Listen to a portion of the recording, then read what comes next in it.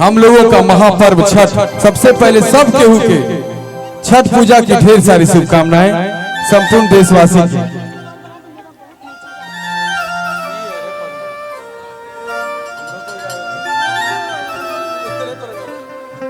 की का चाहे बास के बहंगिया बहंगी लचकत जाए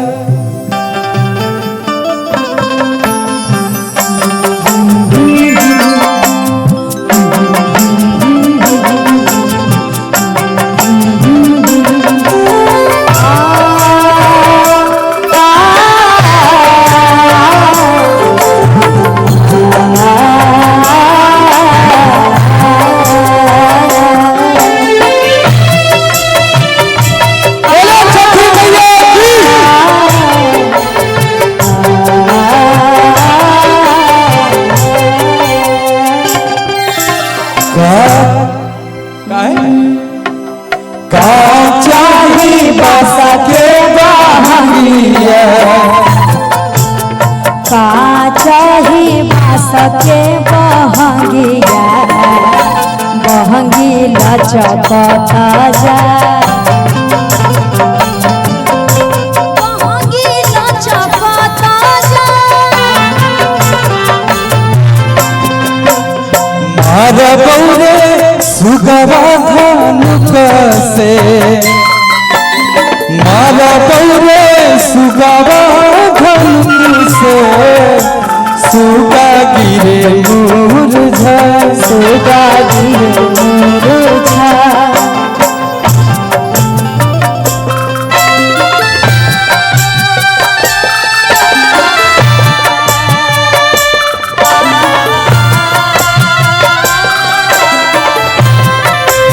जय हो छठ मैया।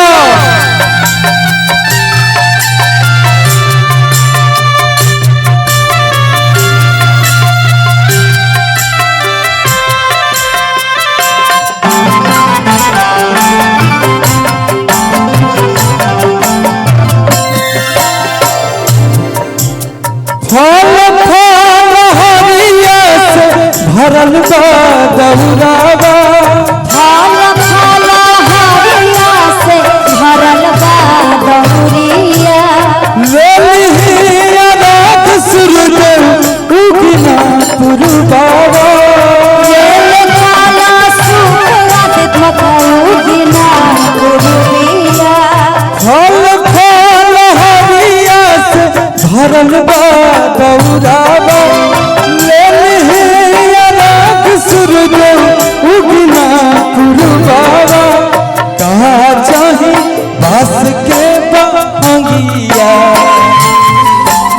कहा चाहे बास के बहंगिया बहंगी लचकत जा बहंगी लचकत जाए बाट जे पूछेला बटोहिया बाट जे पूछेला बटोहिया बहंगी के करा के जा मैया बहंगी के करा के जा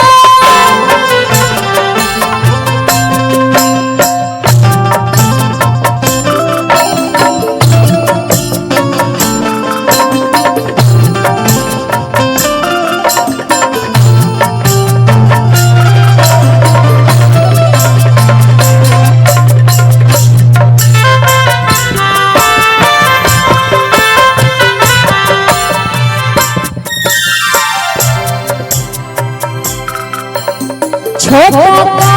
गला काबा के माई रक्षा करी है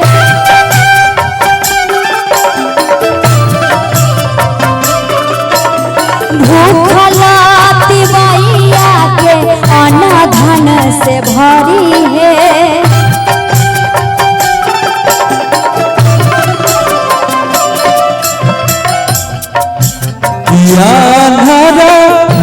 रे बातहिया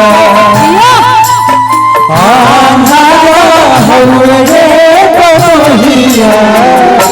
बहंगी छठी माई के जाए बहंगी छठी माई के जाए का चाही बस के बहंगिया का चाही बस के बहंगिया बहंगी लचकाता जाए बहंगी लचकाता जाए बहंगी लचकाता जाए बहंगी लचकाता जाए बहंगी लचकाता जाए बोल छठी मैया की जय।